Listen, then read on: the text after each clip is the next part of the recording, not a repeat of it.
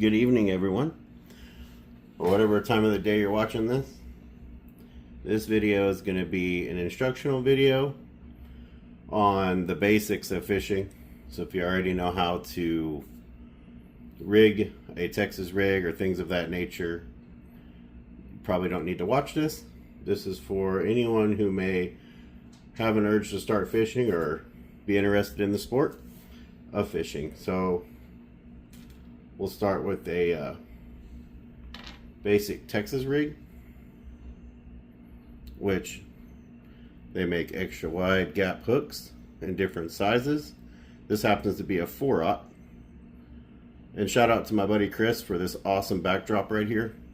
He sent me a really cool throw blanket. It has a largemouth bass on it. Absolutely love it. Now I'm using it for my backdrop because it's just too perfect. So what we're going to do is we're going to take the hook, and you'll see that it has a curve here. And we're going to take, here we're using a craw. This is a Christie craw in watermelon color, which is common in the spring and will work in the spring. Any time of year, soft plastic will work, but you're going to go ahead and enter dead center on it. You're going to come out, I'd say about an inch, half an inch, and you're going to thread it down like so onto that edge. Here, I like to leave a little extra because later I go over this loophole. Once I tie my knot, I cover that. Okay, so pretend that we've done that. And we have it like this now, okay? And then what we're gonna do is we're gonna feed this hook dead center through the body here, through the head of this crawfish. You see that? And you want it straight here. Just like that. And then if you want it weedless, text post. So the tip of this hook, you feed it into the soft plastic, and that will keep it as a weed guard, so to speak. Now, when I've said weed guard in other videos, you'll see this jig has a weed guard with nylon fibers that come out. Some people trim these, some people remove them completely. I like them, and I usually, if they're really long, I'll trim them down, but in theory, they're supposed to protect the hook, and you can stretch these out and widen them and try to work them to where they protect a little better than from factory. But anyways, that is a basic Texas rig, weightless. Now, when you add a weight, this is also a form of a Texas rig, but with a peg X here that keeps your bullet weight from moving forward, and it's more of a direct action. So that weight's not sliding back and forth on the line, and you're able to get more reactivity out of it, I guess, or a more reaction when you're doing it. This is a XD, a bluegill with a 4/0 hook, and this is when I quick cut just to show y'all, and working this, hopping it on the bottom, making it look wounded. It looks like a wounded bluegill, as you can see here. And the bullet weight is what you thread on first when you want to do a weighted Texas rig. And everybody I know, most people use it. Unless you're doing a Cinco, you're doing like a weightless. This is like a Cinco. We're going to move to this. Here's the Cinco, the famous Cinco, Gary Yamamoto. I don't know if I'm saying that right. Apologize. And you're going to feed that through for a weightless Texas rig. Feed this worm up, and of course it's tied right and covering the hook. And then what I'll do is take the end. Some people go through the Cinco and then text pose it. Now it's a weedless Cinco. Or sometimes I've taken it and I'll just stick it in like that and leave the hook embedded in it and let the fish push it down. And when I'm doing a hook set, it will tear through this and then set into the fish. But that's your basic Texas rigs. Weighted hooks with screws. Okay. This setup, some hooks come with weights on them. This is a 3/0, I believe, or maybe a 4/0. Looks kind of large. I think it's a 4/0, and it's an extra wide gap. You see, just like this other hook that I used here has that extra wide gap specifically for doing worm soft plastic rigs. And you can see here, this just screws on. I'll show you. You just screw this on to any bait you want weighted. You can do that with a craw. You can do it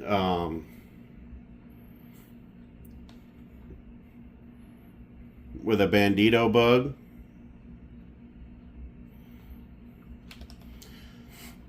This here though is a pretty cool, I believe it's a 6-cent shad that I did this way and texposed the hook into it, and then you can basically work this wounded as well.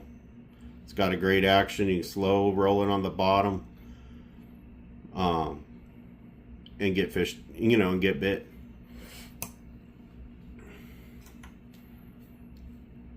$0.06 jig head. This is a pretty large weight. I believe it's a 1/2 ounce or 3/8, something like. I don't remember the weights on these. I apologize, but for these screw ones, this is a Zoom Super Fluke. Very common in watermelon. And you're going to take this hook, go straight in,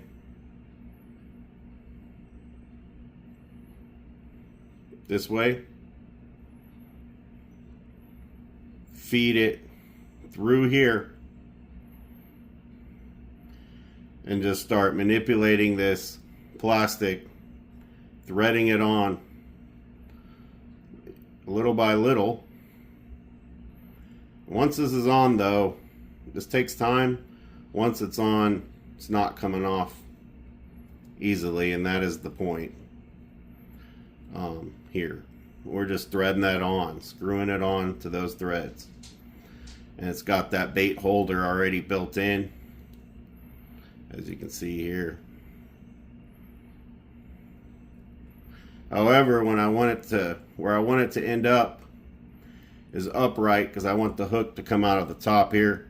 So when I come around, hard to show on camera, but when I come around here, I want it to come out of the top, kind of feed that up.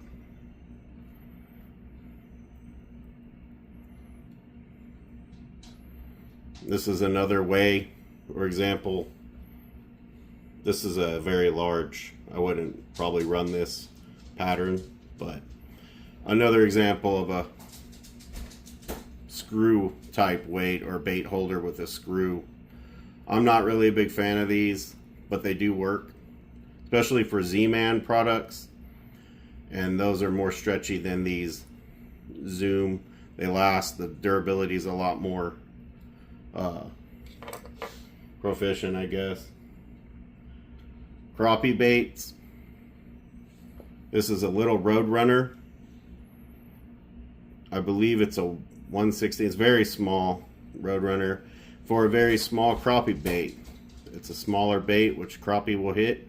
They like smaller profile. Apparently they hit flutter spoons. I can't say they like only small baits, but most of the time, majority of the time, this is what you're using when you're crappie fishing. This is a Storm.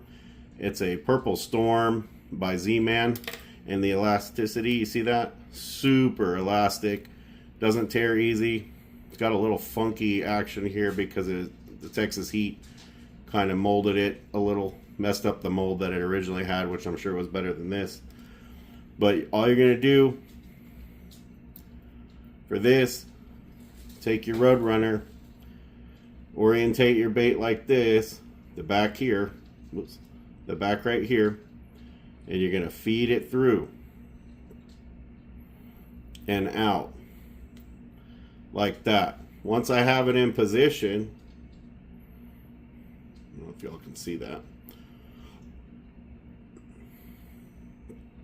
I'll take a drop of super glue, do one for you here, hold up, I think I glued my lid on. Okay, I'm back. So my super glue lid glued to this at some point. I'm using a DAP Rapid Fuse super glue. It's an interior exterior glue, and you can use a Q-tip or put a small drop here. For this demonstration, we're going to do a small drop right here around here, just enough to coat this. And it is a rapid fuse, so you need to move fairly quickly and push that on there and hold. And like the name implies, it is rapid fusing that. Hopefully not my fingers. Be careful when you're doing this, because it will rapid fuse your fingers. Be careful anytime you're using super glue for anything, right? So this jig would last me, I'll pre-make this obviously. If I'm fishing for crappie, I'd probably put it on 4 to 6 pound test with a flexible rod, you know, a very malleable rod. You don't want a firm rod when you're crappie fishing. You want it to have flex and play, and they have specific crappie combos and stuff like that that you can use. But this setup right here can last you all day because it's a Z-Man, and it may get a little torn up unless they rip the tail off, which would be hard to do. You see that? This setup can land you crappie all day long, and white bass, and even an occasional largemouth bass. I've had that happen. So these little Roadrunners are great. I'm not a sponsor, but I use them quite often for a little pizzazz, a little flash, and they're awesome. Okay, so as you can see here, we'll do a little test. Do you see that? It's not coming off. And that was just a little dab of this stuff. This is it. It's awesome. You can get it at Lowe's. I really like it. Better close this up before it rapidly dries. So, okay, moving on to your smaller profiles like wintertime. This is what I've been throwing, smaller stuff. This is actually a Kitech, you can see here. And this is a very small jig head, a 1/32, which is good for a crappie size. See that? I'm using the white backdrop so you can see the black jig head. And then this Kitech here. And we're just going to thread it through the direct center, like so, and feed it up onto this Kitech. And you'll see there's a cutout on this Kitech here along the back. And you're just going to feed it up and come out. And there's a bait holder already here. You're going to push your Kitech onto the bait holder. And then when you drop this down and just let this twitch and do its job, that paddle tail's down there doing all that action. You see that? All that action down there is just calling all the fish. And then you want it to wag its tail, you just twitch, let it fall. Work this. You can cast and slow reel. You can let it fall to the bottom and hop it, but be careful, you have an exposed hook here. So you can get hung up. And when you're fishing crappie, more often than not, they're suspended or in trees and in cover. Same with largemouth bass. So you're going to probably lose a few of these, but they usually come in a pack, and the companies love when you lose them, because then you're buying more, right? All right. This is a bigger but same concept for, you could run a fluke, a larger fluke, such as another Zoom product, a Super Fluke, and the same concept. Right in the middle, but come out right here.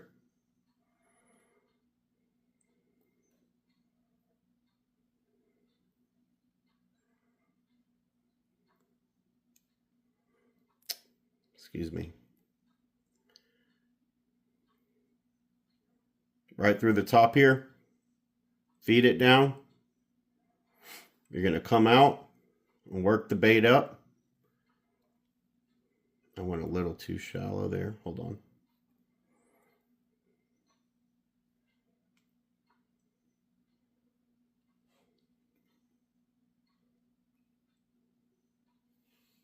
Same concept.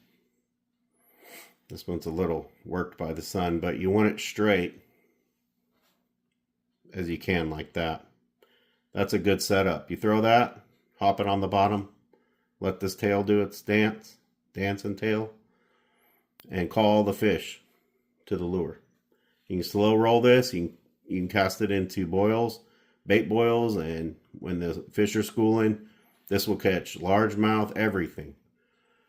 You'll be surprised what will hit this, because it's a bait fish and everything eats that, right?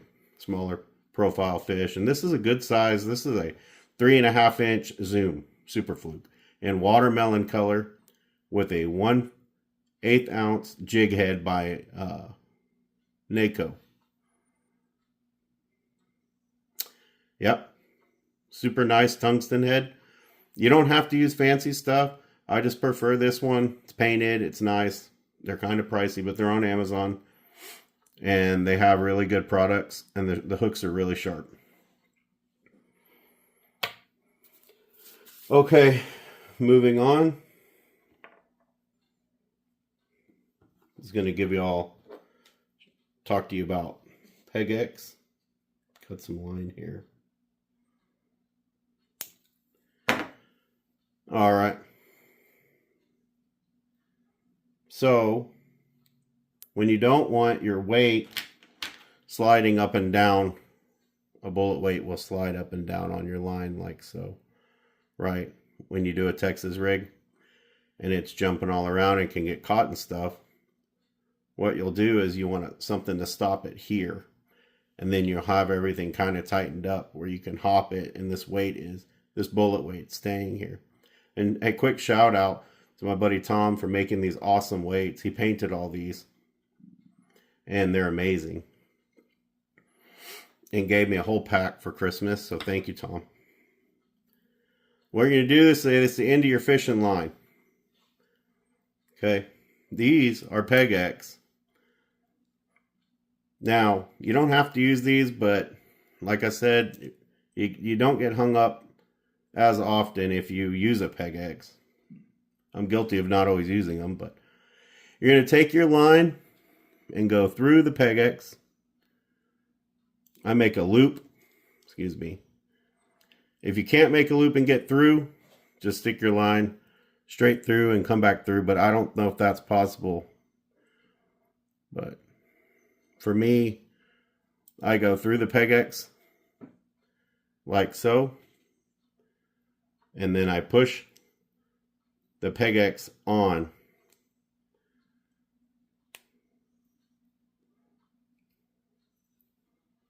Like this. And feed it on. Now your Peg X is on the line. That loop, you go through here with the loop and feed it on and pull the other end out. Now your Peg X is on there. Take some practice, but it's not hard. Now watch. We'll take the end. Let's grab a cool, look at this one my buddy Tom made. This is super, super cool. He painted it green. Really cool. And then we're going to take it, put it on the line. Look what's holding it. A Peg X. Right? So now, we'll do a Texas rig. We're going to use an extra wide gap, a 4/0 hook, found at any outdoor store, Walmart. We're going to thread it, and we're going to tie, I need to move this up a little. We're going to tie a clinch knot. 1, 2, 3, 4, 5, 6. I'll just do that. 7, right? Wraps. See that? And then you're going to take your end, go back through the loop, like so. You're going to add some lubricant, pull it tight.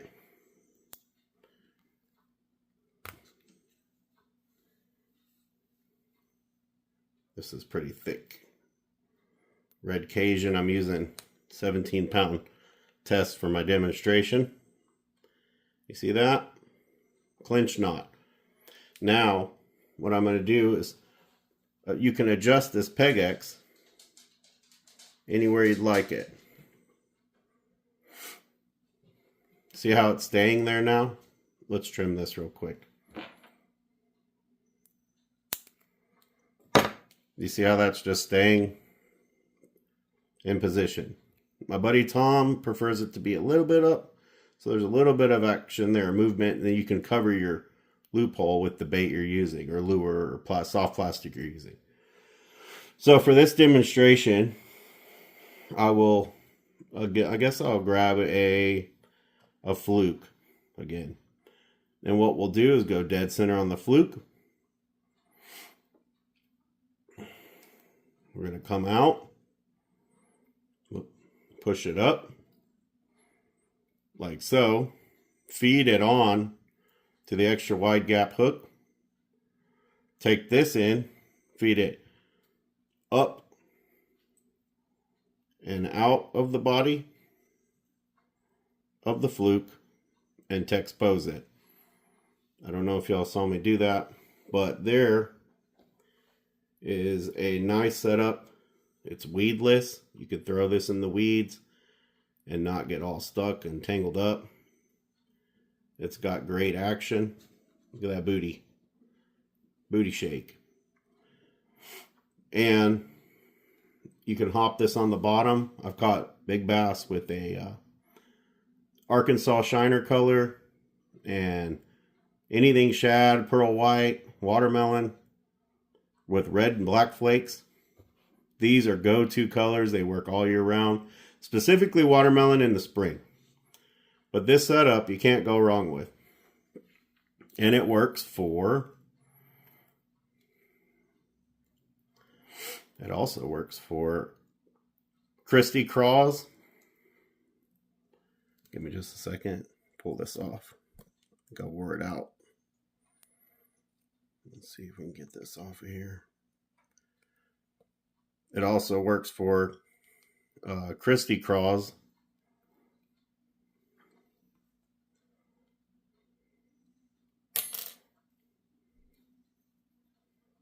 Like so.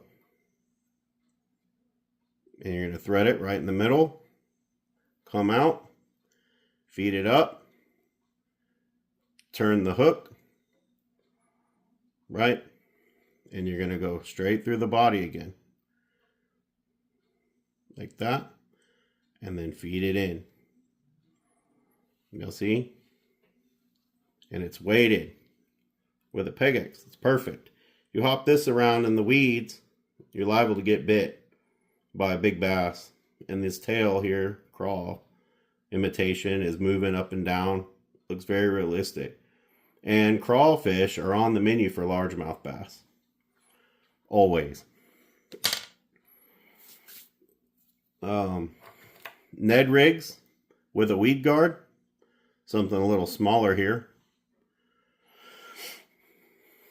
And for that, I'm looking, I have, even this grub would work.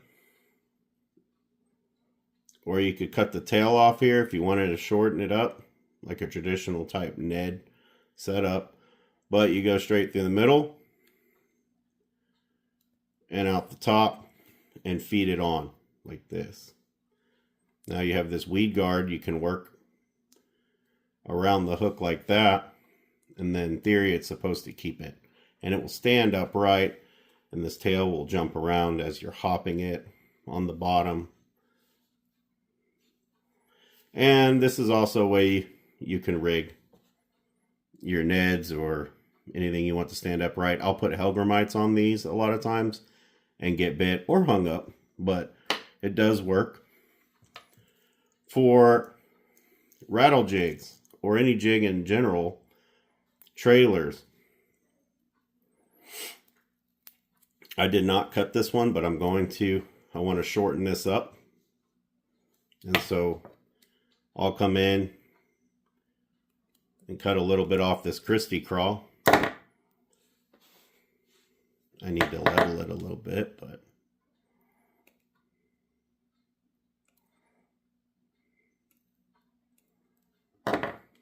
pretty level. Take your jig. There's a weed guard, so it does take some practice, but it's not hard. Dead center going in. You're going to feed this up on here and come out. I'm going underneath this rattle. I did not get this dead centered. Kind of a poor representation, but it is on there.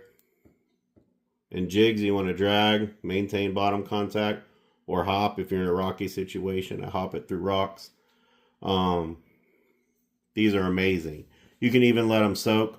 That rattle, that little twitch, you grab it. They'll come over and grab it. And when you're watching, you're leaving a little slack in your line. You're watching your line when your line starts to go tight. Or if it goes tight and you feel thump thump. Or if it pulls and your line's going against the wind. That's happened to me. You know it's in a fish's mouth, so you're going to hook set. And that goes for all these. So that just about covers everything.